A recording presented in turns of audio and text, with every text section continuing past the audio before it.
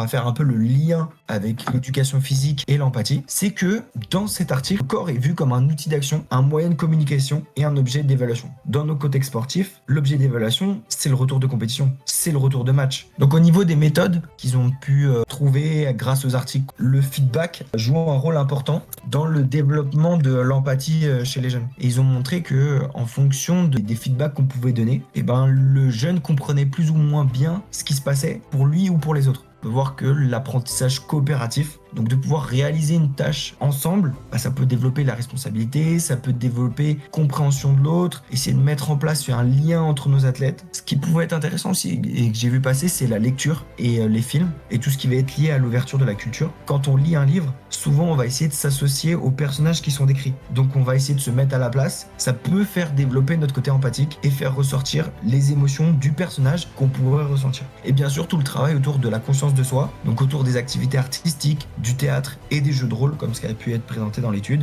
Je pense que ces côtés-là, en période de off-saison, peuvent être potentiellement utilisés dans le côté un peu pédagogique de nos pratiques.